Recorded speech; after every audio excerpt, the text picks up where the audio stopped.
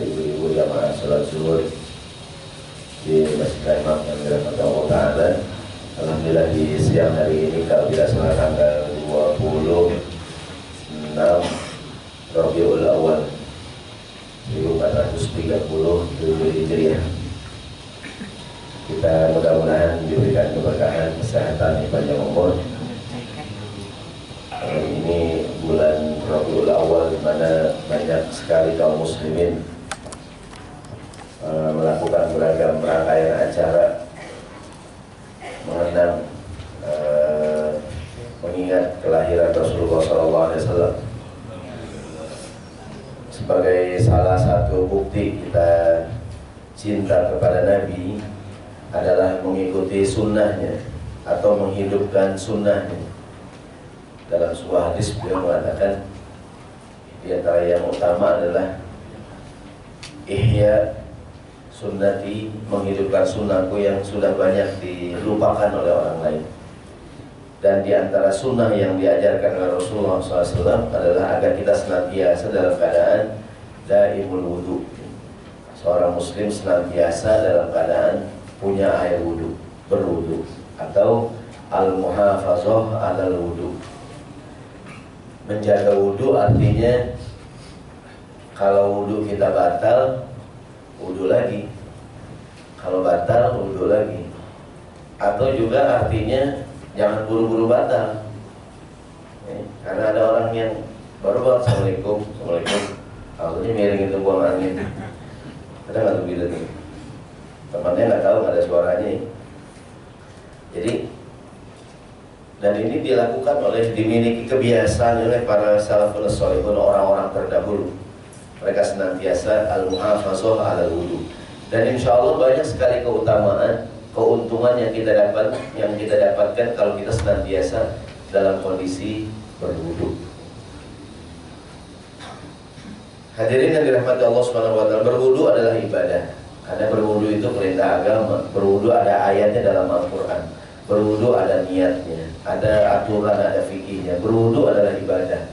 Maka ketika kita sedang dalam keadaan berwudu, kita sedang beribadah kepada Allah Subhanahu wa taala. Apakah ibadah yang kita lakukan? Kita punya wudu. Seperti seorang muslimah ketika dia memakai hijab, memakai jilbab. Jilbab itu kan perintah agama. Maka selama dia memakai jilbab, dia sedang beribadah kepada Allah Subhanahu wa taala. Dan ketika seorang muslimah, mohon maaf, tidak menutup auratnya, selama itu juga dia sedang menentang Allah Subhanahu wa taala. Nah, ketika kita dalam keadaan berwudu, maka kita dalam keadaan beribadah. Maka mudah-mudahan kita senantiasa menjaga wudu kita. Amin ya rabbal alamin. Apalagi kita wudu air banyak. Yang pertama, hadirin rahimakumullah, berwudu itu setengah dari iman. Orang yang menjaga wudunya, maka setengah agamanya terjaga. Orang kalau senantiasa menjaga wudu, maka setengah daripada aturan agama atau setengah daripada imannya udah dijaga. Bahkan Nabi mengatakan orang yang senantiasa menjaga wudu menunjukkan kualitas iman. An Abi Malik Al-Asy'ari qala radhiyallahu anhu qala Rasulullah sallallahu alaihi wasallam, Nabi bersabda, at-tahuru syatrul iman. At-tahur bersuci itu syatrun artinya nisfun. Syatrul iman nisful iman. Bersuci itu setengah dari iman. Dan di antara toharoh adalah berwudu. Ketika seorang itu berwudu, maka imannya terjaga, hadirin. Agamanya terjaga. Yang membatalkan wudu apa, hadirin? Yang membatalkan wudu, buang angin, apalagi badan kemaluan, yang telapak tangan ya. Yang ketiga apa? Bersentuhan lagi dengan perempuan yang bukan mahram. Katakanlah kita sepakat yang ketiga ini kan. Yang keempat apa, hadirin? Tidur, ya kan? Kalau kita selalu berusaha menjaga wudu, maka kita menjaga dari hal yang membatalkan wudu, ya nggak, hadirin? Contoh nih, berwudu itu batal kalau kita pengen menjaga wudu nih, pengen mengamalkan sunnah, pengen menjaga wudu. Yang membatalkan wudu, buang angin, hadirin. Maka kita berusaha jangan sering-sering buang angin. Gimana cara makan yang banyak-banyak, hadirin? Karena kalau makan kebanyakan susah jaganya. Ya tadi berubah, assalamualaikum. Ada orang sembahyang nahan-nahan buang angin, ada nggak tuh? Kita gini miring-miring kita. Sebelah kita nih, apa sembahyang tadi? Wah, nggak tahan banget. Gitu ya. Ada yang baru salam pertama, assalamualaikum, nggak tahan, ada salam yang kedua, buang angin tengah-tengah. Sah nggak tuh? Salamnya sah ya, karena yang wajib salam yang pertama ya, salam yang kedua sunnah. Cuman dia entah ada kerugian atau dia rugi. Maka kalau dia ingin menjaga wudhu, dia menjaga dari hal yang membatalkan wudhu ya nggak jadi. Maka dia makannya juga kebanyakan. Kalau kebanyakan pengen buang angin terus hadirin. Yang kedua yang membatalkan wudhu mana hadirin? Memegang kemaluan ya. Kan memegang menyentuh kemaluan batal hadirin, batal nggak nih? Batal ya, dengan telapak tangan. Sering saya sampaikan telapak tangannya ada ini punggungnya, ini perutnya, namanya batnul kafi, ini zohrul kafi. Maka orang perempuan yang wajib ditutup dalam sholat kan wajah dan telapak tangan. Begini sehari, cuma sebagian orang kita ibu-ibu ada yang beranggapan telapak tangan tuh ini semuanya telapak tangan, ini perutnya, ini punggungnya gitu. Nah kalau yang membatalkan wudhu menyentuh kemaluan dengan perut telapak tangan dengan ini. Kalau mohon maaf kalau satu ini batal nggak dia? Nggak batal. Ya mungkin mohon maaf nih, mungkin udah wudhu lagi pakai baju, senggol ada dia. Senggol ininya nih pakai ini, batal nggak? Nggak batal. Atau kita punya wudhu nih, bapak-bapak. Pipis, dipegang gini hadirin. Batal nggak dia? Batal nggak? Batal nggak? Batal kan pipis dia. Kalau pegangan juga batal. Berarti nggak gitu semuanya. Kalau bilang nggak batal dokter, kan begini lah, itu kencing apa? Nah jadi mungkin ada orang yang saya mohon maaf, kita menjaga wudhu nih. Kadang ada orang yang iseng hadirin ya, dia masukin aja begitu kan, biar nggak tahu dikit-dikit, gitu ya. Atau ada orang yang mohon maaf ya, orang senang megang kemana-mana gitu hadirin. Mungkin ya, dia iseng aja gitu, nggak ada dicabutin kali gitu kan, lagi iseng atau baru nggak tahu siang-siang. Dia menjaga wudhu, nggak sembarangan ini ya, kalau batal gitu dah. Orang nggak sakit gitu lagi kan, terus bahan kita. Jadi kalau orang menjaga wudhu, dia menjaga agamanya ya. Dia nggak makan banyak-banyak, takut buang angin. Kalau buang angin batal lagi. Dia nggak sembarangan megang kemaluannya, dia takut batal. Katakanlah kita sepakat menyentuh bersentuhan kulit dengan perempuan bukan mahram membatalkan wudhu, ya nggak ada. Maka kita nggak sembarangan juga karena menjaga wudhu di kantor. Pak, oh maaf, saya punya wudhu. Orang kalau bilang itu perempuan, kalau dia maaf ya bu, saya punya wudhu. Mungkin lebaran Idul Fitri. Selamat tahun baru ya pak, selamat lebaran. Maaf bu, saya punya wudhu. Orang nggak tersinggung ada nih. Kalau bilang, pak, nggak boleh, kita bukan mahram. Ya Allah, bos nggak enak. Ada sebagian perempuan kadang merasa gitu hadirin. Kita nggak boleh bersentuhan bu, emang gue najis apa? Tapi kalau kita bilang, maaf bu, saya punya wudhu, dia tersinggung hadirin. Misalnya nggak tersinggung, karena saya punya wudhu, saya nggak gitu-gini aja dah gitu. Kalau kita bilang maaf ya bu, saya punya wudhu, dia nggak hadirin. Kalau kita bilang maaf bu, kita nggak boleh sentuhan, kita mahram gitu kan. Ya Allah, orang Islam keras banget, Islam ekstrim itu kadang hadirin ya. Kan nggak semua orang mungkin mohon maaf paham agamanya hadirin. Ada orang yang kadang-kadang ya kalau kita bilang maaf bu, saya lagi punya wudhu, dia nawin nggak hadirin? Nawin udah, dia nggak macam-macam. Yang membatalkan wudhu, buang angin, bersentuhan, mohon maaf menyentuh kemaluan. Tidur hadirin, batal nggak tidur? Batal hadirin.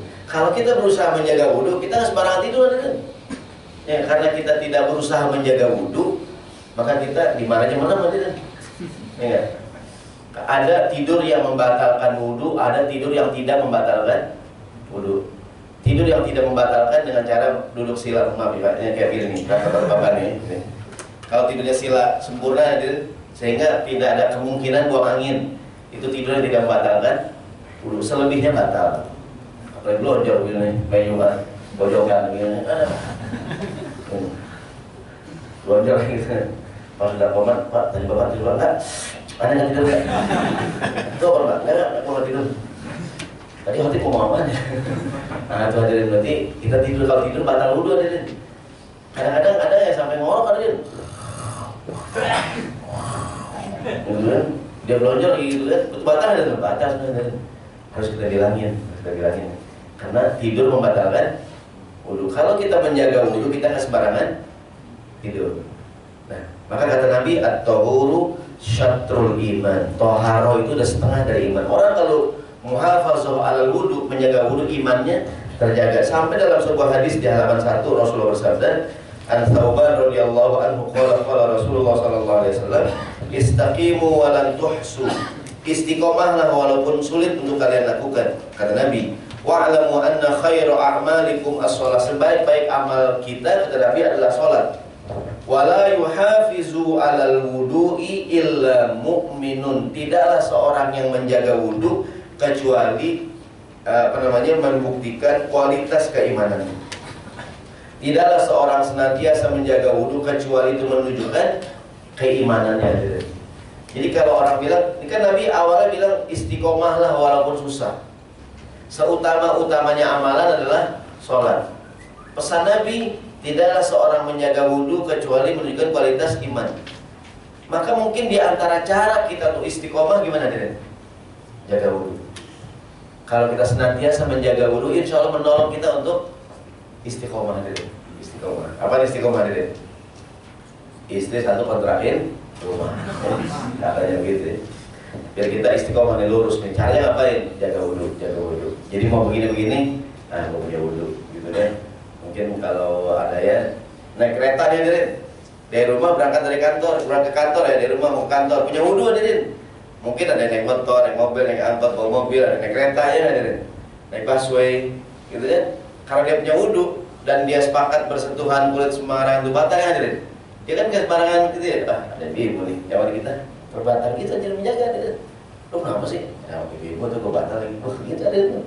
Jadi dia menjaga. Coba kalau nggak punya wudu, bejak-bejak orang gitu. Bukan nembak, bukan di kantor yang lain. Langsung jangan dipegang, langsung di.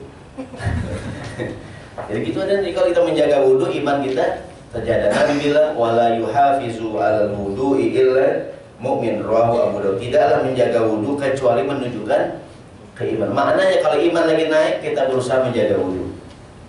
Yang kedua, keuntungan wudu. Berwudu itu menggugurkan dosa-dosa. Semakin banyak berwudu, dosa semakin berguguran. Rasulullah bersabda, "Man tawaddo'a fa ahsanal wudu'a." Siapa orang yang wudu, wudunya bagus, kharajat khotoyahu min jasadi. Semua dosanya gugur dari badannya. Hatta takhruja min tahti asfari. Sampai itu dosa-dosa gugur dari bawah kuku-kukunya. Jadi kalau kita berwudu, kita basuh wajah, kata Nabi ini hadis yang bawah, keluarlah dosa dari mukanya, terutama dari matanya. Dari zuhur ke asar, mungkin ada dosa dari asar ke maghrib ke isya. Dengan kita berwudu, basuh wajah, dosa-dosa dari muka hilang. Kenapa kita kumur? Ada kira-kira mungkin kita ngomong kotor, hadirin, ngomong jelek. Kita kumur-kumur, kita bersihin mulut kita. Bukan hanya dari kotoran yang sifatnya kelihatan ya, tapi juga kotoran ngomong sembarangan, menghina orang, riba. Bersihin kuping kita, hadirin. Mungkin selama kita dari zuhur ke asar, dari pagi sampai zuhur kan, ada hal yang gak baik kita dengar, kita bersihin, hadirin. Kita basuh muka kita, mata mungkin ngeliat yang gak baik kan, kita wudu. Kalau orang basuh tangan, kata Nabi, keluarlah semua dosa dari tangannya. Orang basuh kakinya, keluar semua dosa dari kakinya. Sampai dia selesai berwudu, hatta yakhruja naqiyan minadz dzunub, sehingga selesai berwudu, bersihlah dia dari segala dosa-dosanya. Belum lagi kalau kita ngomongin kebersihan dari segi fisik ya, di muka gitu kan, di kaki dan sebagainya. Berwudu, semakin banyak berwudu, semakin banyak dosa yang hilang. Apalagi tadi Nabi sebut wudunya sempurna. Di antara sunnah wudu ngapain? Diusap-usap, diusap-usap tangan nih. Kalau jari begini nih ya. Mungkin ada orang yang berminyak, ada nggak berminyak hadirin? Ini kan begini kan nih, berminyak. Ada nggak orang mukanya berminyak hadirin? Tuh, kalau Pertamina di koran itu, ya, berminyak mukanya. Diusap-usap ya, gosok-gosok tangan.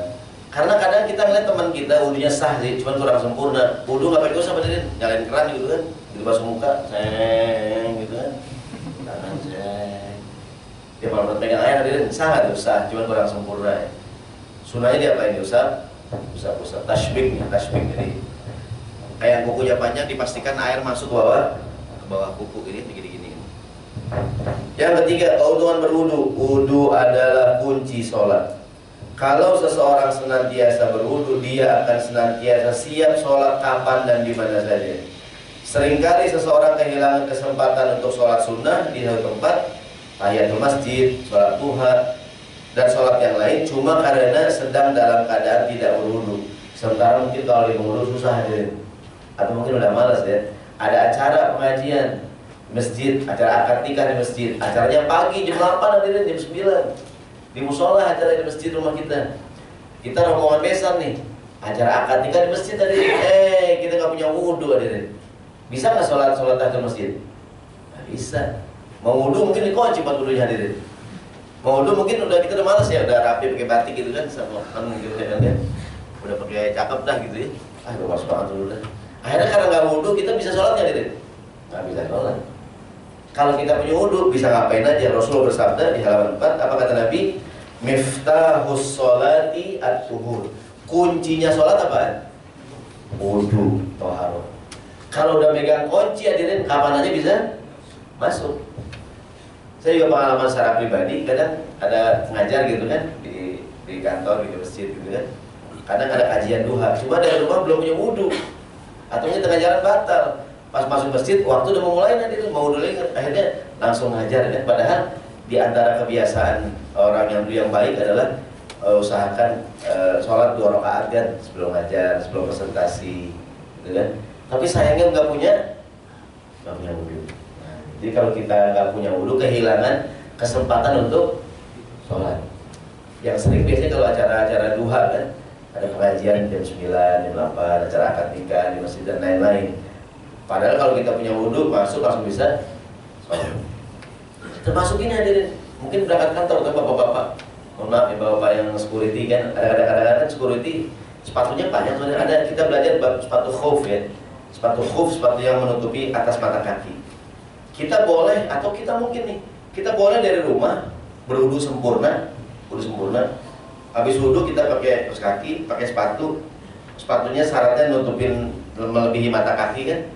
Karena kita mukim bukan usaha sehari semalam kita nggak buka sepatu hadirin. Kalau batal cukup ngapain? Ambil air, usap di atas ruangan. Mungkin bapak-bapak security mau sholat repot hadirin, kan talinya panjang. Mungkin dibuka sampai ujung udah asar hadirin. Yang gitu ya. Yang lama gitu. Kadang yang lama susah gitu kan. Saya repot Ustaz, saya mau maaf ada beberapa security nggak sampai Jumat hadirin. Karena kadang-kadang sepatunya kan gitu ya, banyak ininya ya. Sementara untuk wudhu susah, sementara harus jaga. Kalau dari rumah udah wudhu hadirin, di rumah dia wudhu nih, udah wudhu dari rumah kan, terus batal hadirin. Dan tapi ketika tadi pagi dia udah wudhu sempurna, dia niat pakai sepatu khuf kan, dia pakai sepatu bot kan, sepatu khuf tinggi gitu, tutup mata kaki, dia batal wudhu sempurna, giliran kaki nggak usah buka sepatu hadirin, ngapain hadirin? Ambil air, dia apain? Usap atas sedikit, udah sah wudhunya. Kalau dia mukim, kalau musafir berapa hari? 3 hari 3 malam. Boleh nggak buka sepatu. Asal ketika pertama pakai sepatu ngapain? Wudhu dulu, wudhu sempurna. Mungkin kita di kantor kan, ada orang yang kerjanya sibuk nggak sempat kan, nggak sempat buka sepatu gitu kan. Atau mungkin kita sepatunya banyak, talinya banyak. Nah ini maka menjaga wudhu jadi solusi. Kalau seandainya batal, udah, ya kan diusap atas saja udah. Di wudhu sempurna, giliran kaki ambil air, diusap di atasnya. Namanya aturan dalam memakai sepatu khuf. Mudah-mudahan kita semua nih dalam keadaan berwudu, berangkat dari rumah punya wudu ya. Jadi berangkat kantor kan, ya wudu, gitu kan, berangkat dari kantor. Gak usah bilang misalnya hadirin. Ada nggak orang berangkat kantor, mohon maaf tengah jalan musibah hadirin.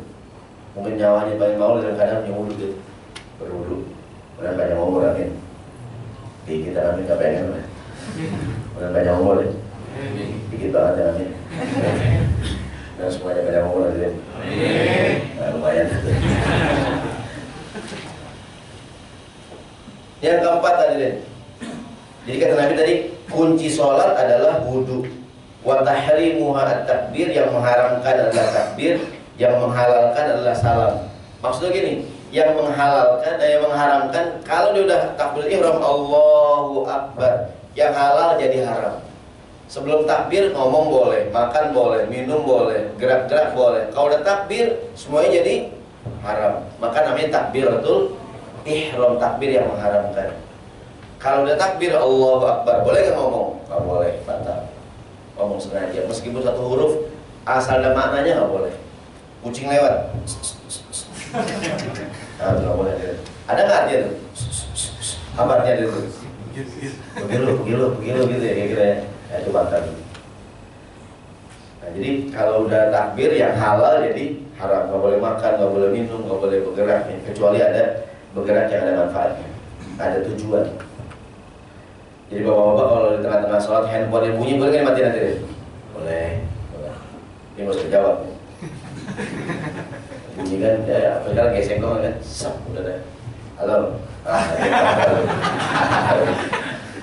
Walaupun kadang-kadang ini kisah nyata, saya pernah umroh tuh orang Arab tuh dia bahas SMS tuh lagi sembahyang, kan yang Arab yang nggak boleh ngomong, dia kan nggak ngomong, dia tulis doang.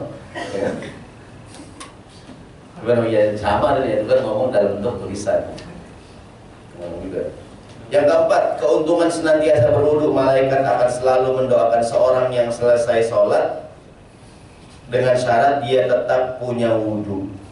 Maka kalau sudah selesai sholat jangan buru-buru batal. Rasulullah bersabda, apa kata Nabi? Al-malaikatu tusolli ala ahadikum madama fi musallahu. Malaikat terus mendoakan orang yang sholat sampai dia selesai sholat, dengan syarat dia belum pindah dari tempat dia sholat. Dan syarat yang kedua, malam yuhdits, dengan syarat dia belum batal wudunya. Doa malaikat, Allahumma gfir lahu, Allahumma arhamhu, ya Allah ampunilah dia, sayangilah dia. Kita ada nih, kita sholat zuhur kan, sampai sekarang kita belum keluar dari masjid ya, mau masih di sini kan, dan kita belum batal ada dia, maka kita didoakan oleh malaikat. Mudah-mudahan yang ada belum ada batal nih ya, kayaknya belum nih. Kecuali diam-diam mungkin ya, gitu. Kering-kering nih. Apa biar-biar? Enggak, gue nggak enak aja. Atau di sama-sama aja nih. Supaya suaranya tahu. Nah jadi hadirin rahimakumullah, usahakan kalau kita habis sholat jangan buru-buru batal. Saya bilang tadi ada rugi banget orang tuh. Assalamualaikum, langsung red gitu kan. Kata malaikatnya, gue doain ya bunga. Malaikat kabur ya. Malaikat udah nggak jadi doain. Jadi kata Nabi dua syaratnya, belum pindah dan belum batal. Maka kalau jangan buru-buru batal, tahan. Maka yang makruh adalah sholat dalam keadaan nahan-nahan buang angin. Maka kalau bisa sebelum sholat ngapain? Buang angin dulu dah, pipis dulu. Jangan sholat nahan pipis dulu.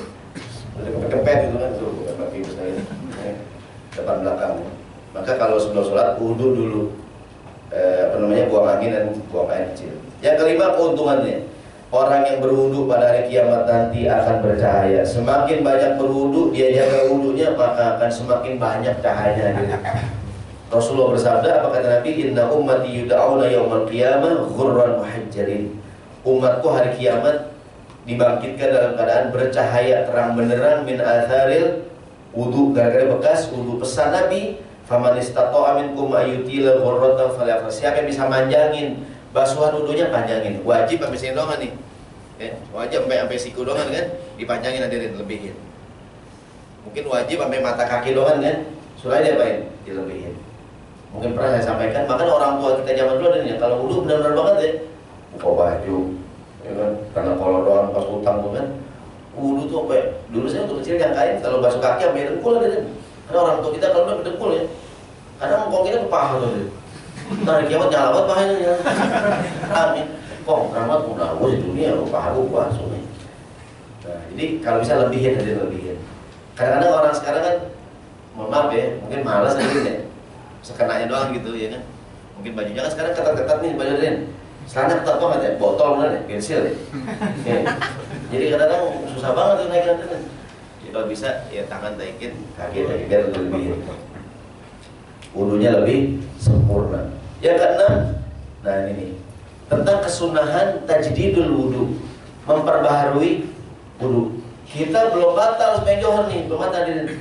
Sampai asar kan belum batal hadirin. Orang kita jaga wudu, tapi dianjurkan memperbaharui wudu. Diriwayatkan meski belum batal, jika akan sholat maka dianjurkan memperbaharui wudu. Namanya tajdidul wudu, tajdid, memperbaharui. Karena pahalanya berlipat ganda. An Abi Ghatif Al-Hudari qala kuntu inda Abdullah ibn Umar falamma nudiya bizuhri tawadda'a fasalla. Aku pernah, kata Abu Ghatif, bersama Ibnu Umar, pas azan zuhur dia wudu sholat. Falamma nudiya bil asri tawadda'a, begitu azan asar dia wudu lagi baru sholat. Aku tanya, apa fakultu lahu, kenapa kau kan belum batal, kenapa wudu? Faqala, berkata Ibnu Umar, kana Rasulullah SAW, adalah Nabi pernah bersabda, kata Nabi, man tawadda'a ala tuhrin, kataballahu lahu asyra hasanatin. Siapa yang berwudu padahal dia masih punya wudu, dicatatkan untuknya pahala 10 kali lipat. Kita menjaga wudu diri ini. Apa keuntungannya? Kalau kita asar masih punya wudu dan kita memperbarui wudu, pahalanya jadi berlipat ganda. Maka usahakan kita senantiasa menjaga wudu. Ntar meskipun belum batal, datang untuk sholat, kalau langsung sholat boleh nggak langsung sholat? Boleh. Tapi kalau kita memperbarui, bagus. Tajdid memperbarui. Artinya kadang habis makan, hadirin habis makan, nggak batal sih. Cuman kalau diperbarui lebih bagus. Namanya tajdid wudu. Tajdid memperbarui. Baru bahasanya jadid. Tajdid memperbarui. Nah ini bagus, mungkin juga tambah segar ya. Ini terdapat dalam Sunan Abu Daud bab ar-rajulu yujaddidul wudu'a min ghairi hadatsin, tentang seorang yang memperbaharui wudunya meskipun belum berhadas. Yang ketujuh, kalau kita senantiasa berwudu, wudu batal, wudu lagi, batal, wudu lagi, kita akan mendapatkan kesempatan untuk membaca doa setelah wudu berkali-kali. Termasuk yang sunnah baca doa habis wudu. Walaupun kadang-kadang kita lupa, kadang-kadang kita lupa. Keseringan apa? Oke, kadang kita seringan lupa ya. Doa wudu, asyhadu an la ilaha illallah wahdahu la syarikalah wa asyhadu anna Muhammadan abduhu wa rasuluh. Allahumma ja'alni minat tawwabina wa ja'alni minal mutatahhirin wa ja'alni min ibadikas sholihin. Dari mana asal muasalnya doa? Riwayat berikut ini.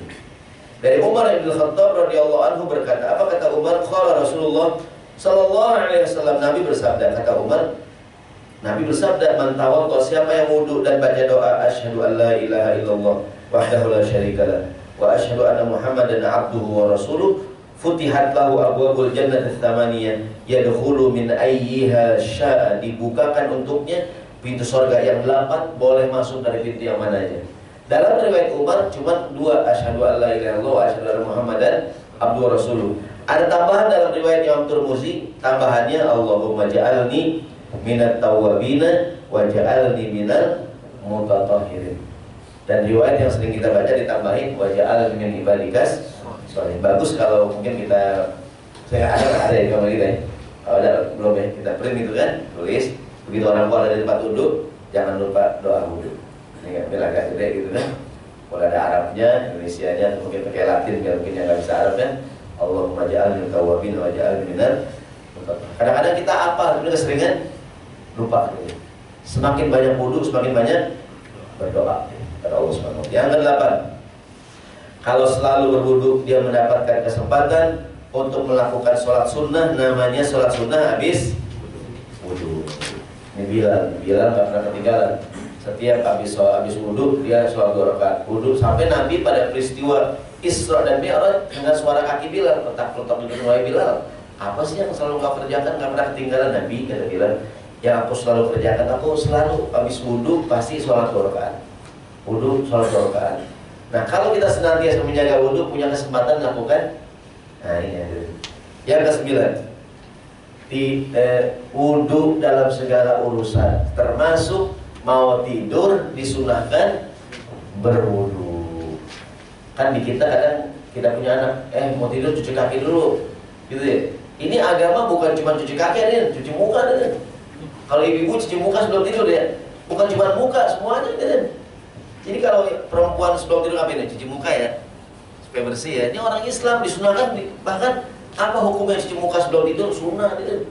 Sunnahnya bukan cuci muka, ngapain? Wudu, cuci muka, cuci kaki, semua ada, rambut, telinga, gitu ya. Jadi sebelum tidur nih. Dalilnya diriwayatkan dari Ibnu Umar berkata, kalau Rasulullah SAW, Nabi bersabda, man bata tohiron, siapa yang tidur dalam keadaan tohir, tidur dalam keadaan suci, berwudu, tidurnya punya wudu, bata fi syi'arihi malakun, dia tidur dijaga oleh malaikat.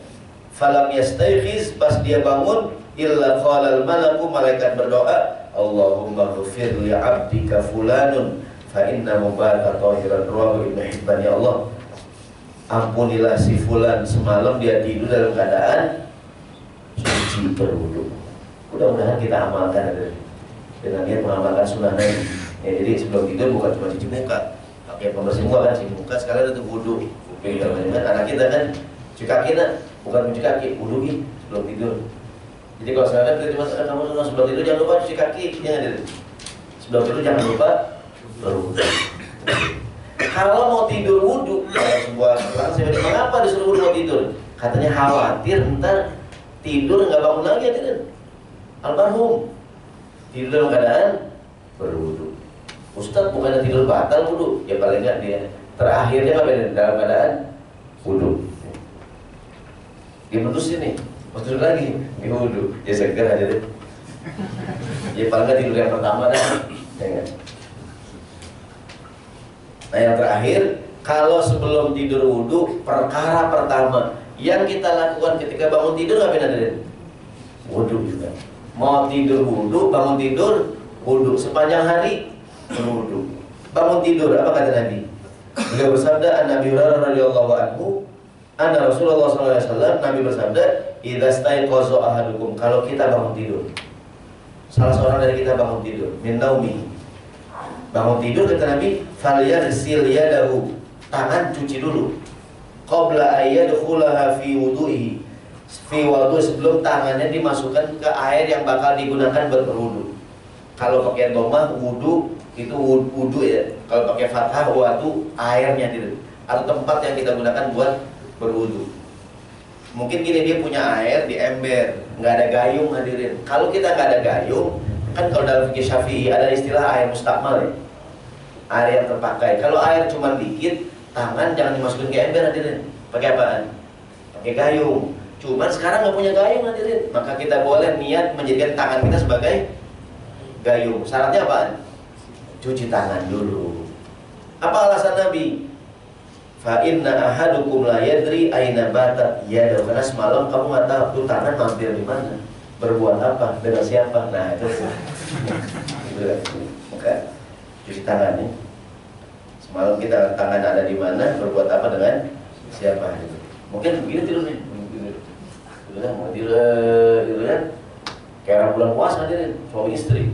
Mungkin semalam berhubungan kali, sahur kesiangan, buru-buru makan tempe. Ini asin banget nih, tangannya banget kalau lupa malam. Iya. Kasih tangan lagi deh. Tempe asin banget nih, bukan tempe ya bang, tangannya lupa. Oh iya, lupa. Kasih tangan lagi. Jadi ini agama bersih banget ya. Mau tidur wudu, bangun tidur wudu hadirin. Dan jangan lupa cuci tangan sebelum wudu. Jadi ini agama luar biasa ya. Jadi mudah-mudahan kita amalkan nih. Ini bulan, orang bilang bulan Maulid ya, bulan Rabiul Awal kelahiran Nabi. Di antara semangatnya meneladani Rasulullah SAW. Dan di antara sunnah Nabi adalah al-muhafazah ala wudu. Sebagai tambahan di halaman belakang, ada sahabat ditanya sama Nabi, maukah aku beritahu hal yang bisa mengangkat derajat dan menghapuskan dosa? Naam ya Rasulullah. Kata Nabi, yang pertama, isbaghul wudu alal makari, panjangkan basuhan wudu di saat-saat kamu lagi malas. Mungkin udara dingin hadirin. Ada mau udara dingin nih, malas wudu ya. Meskipun lagi malas, wudunya sempurna, dilebarin. Itu kata Nabi, menghapuskan dosa, mengangkat derajat. Yang kedua, banyakin langkah menuju masjid. Ini kan kadang-kadang orang kenapa Pak masjid jauh masa? Nah, itu banyakin langkah hadirin. Kalau bisa di lift ya, gini aja dah, ya nggak? Ngapain Pak? Nggak, harus banyakin langkah. Salah ngaji kali Pak. Ya paling nggak ya kita, ya, kalaupun hanya kantor kita lantai sekian ya, ya nggak apa-apa dah. Banyakin langkah menuju masjid. Jadi lift nggak usah gini-gini. Yang ketiga, menunggu datangnya sholat setelah melaksanakan sholat. Bukan berarti kita nggak pulang dari masjid, kita keluar ke kantor cuman habis kelar zuhur nungguin asar. Jadi senantiasa terpaut dengan masjid. Yang kedua, jangan, nah ini Nabi tegur seorang sahabat yang wudunya nggak sempurna. Nabi orangnya hadirin, kalau negur orang nggak langsung. Nabi sering nyindir. Diriwayatkan Nabi ngeliat sahabat wudunya salah-salah, nggak sempurna, lagi buru-buru jamaah. Habis sholat Nabi menyampaikan pesan. Kata Nabi, ma balu aqwamin yusalluna ma'ana la yuhsinuna at-tahur. Mengapa bisa sampai terjadi? Kata Nabi, ada satu orang di antara kita, dia sholat tapi wudunya nggak bagus. Dia tidak membaguskan wudu. Ntar yang tersinggung ngerasa nggak deh? Ah, ini gitu. Nabi nggak langsung. Kalau kita kan langsung ada deh. Ya ada nih, ini dia. Ini. Ini kalau ngaji tidur nih. Udah malu waktu dah itu. Nah, jangan deh, nggak boleh. Karena kita tunjuk-tunjuk. Nabi enggak, Nabi cuma nyindir doang. Nih ada orang-orang di antara kita nih. Nah, termasuk yang Nabi ingatkan dalam sebuah wailun lil aqabi minan nar. Silakan orang yang tidak membasuh tumitnya dengan, jadi kalimat aqab ini. Kata Nabi sebutkan silakanlah tumit-tumit yang nggak sempurna. Jadi kalau usahakan kalau kita wudhu, kadang orang cuma buka keran gini doang ya, gitu kan. Mungkin belakangnya ada nih nggak kena, ya. Maka dipastikan diapain? Tangan. Karena kan bagian belakang kan dia wudhu gini, mungkin ininya nggak kena. Dipastikan namanya aqab. Atau bagian-bagian lain yang kira-kira suka kelupaan sih tadi, bawa kuku ya kan, atau di sela-sela jari kadang-kadang gitu nggak masuk air. Mudah-mudahan kita amalkan, terutama saya yang ngomong, insya Allah kita senantiasa menjaga wudhu. Kita coba hari dari zuhur ke asar dulu nih, kan wudhu nih, sampai asar nggak batal. Jadi kalau ntar ada hal-hal yang mungkin membuat kita batal, buang angin, nyenggol perempuan, tidur, dan menyentuh kemaluannya ya, maka kalau usahakan ditahan dulu. Mudah-mudahan bertahan dulu. Kita begitu asar wudhu lagi, kan belum batal mengamalkan ini, belum batal wudhu tapi kita berusaha wudhu lagi.